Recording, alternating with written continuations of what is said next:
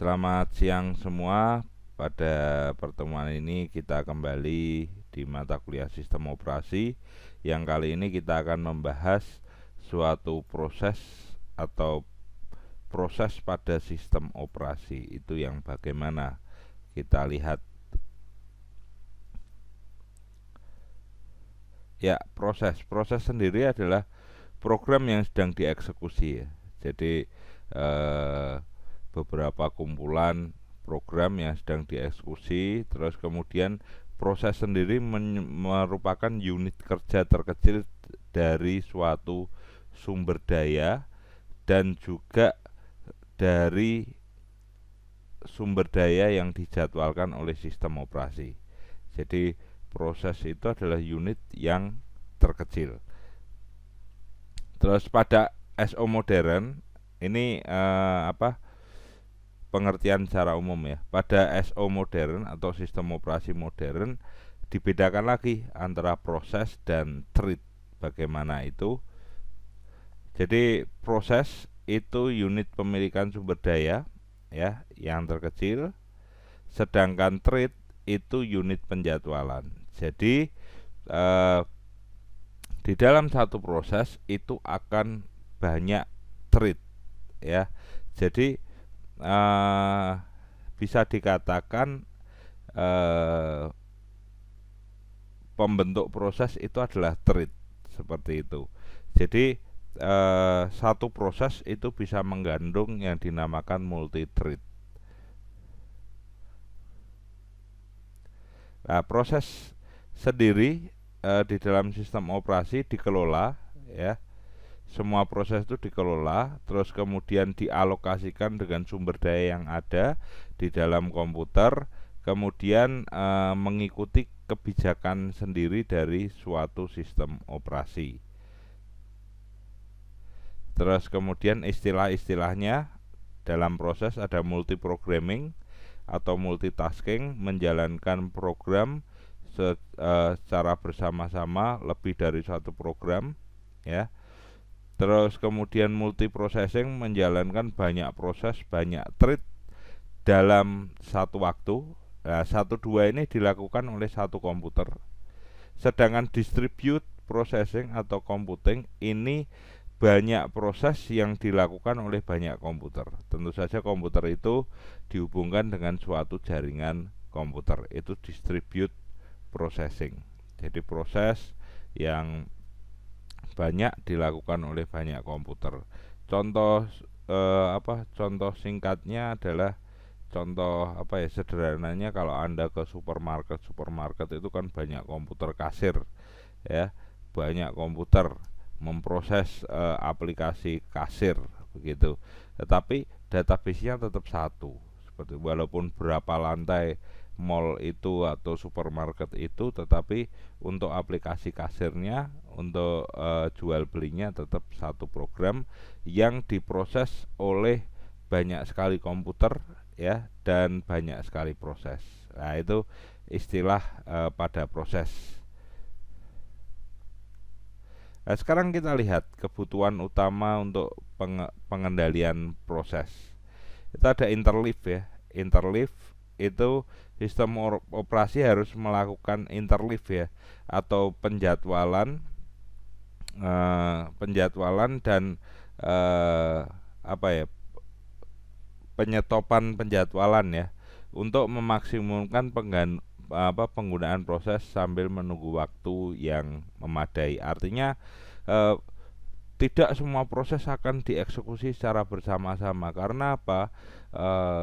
Resource sumber daya komputer itu terbatas, sehingga harus ada interleave. Interleave itu ada yang dijalankan, ada yang di stop dulu prosesnya. Terus kemudian nanti kalau memori sudah cukup atau processing yang lain sudah selesai, maka proses yang di stop itu dijalankan. Itu yang namanya interleave. Terus kemudian ada kebijakan tertentu ya tentang sistem operasi yang sendiri-sendiri dilakukan oleh sistem operasi. Untuk apa? Untuk menghindari yang namanya deadlock ya. Deadlock artinya tidak bisa jalan prosesnya. Karena apa? Terlalu banyak proses, terus kemudian prosesor tidak mampu mengeksekusi proses tersebut sehingga terjadi deadlock. Kalau bahasa umumnya yang nge-lag seperti itu, harus terjadi restart, baru proses itu bisa dijalankan, tapi kan kita mengulang proses tersebut. Nah, itu yang dinamakan deadlock. Nah, kebutuhan utama dari suatu pengendalian proses yaitu ini, biar tidak terjadi deadlock, terus kemudian biar maksimal penggunaan dari sumber daya yang ada. Terus kemudian kebutuhan yang lainnya adalah agar komunikasi antar proses dan penciptaan proses yang baru ini juga berlangsung dengan baik, maka perlu adanya kontrol atau pengendalian proses. Makanya kalau kita belajar tentang ORCOM itu ada komputer itu ada ALU ya, Arithmetic and Logic Unit. Tetapi di dalam arithmetic dan logic unit itu juga ada control unit.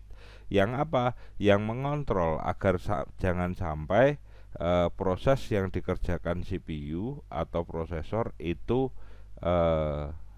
deadlock atau membuat lag gitu kan, bahasa gaulnya kan lag gitu, sehingga pekerjaan yang dilakukan CPU yang mayoritas adalah perintah dari sistem operasi itu bisa berjalan dengan baik.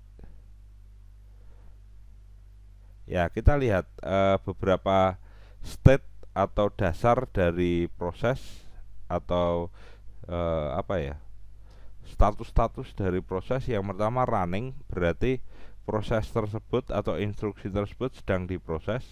Ready artinya instruksi tersebut siap dieksekusi, menunggu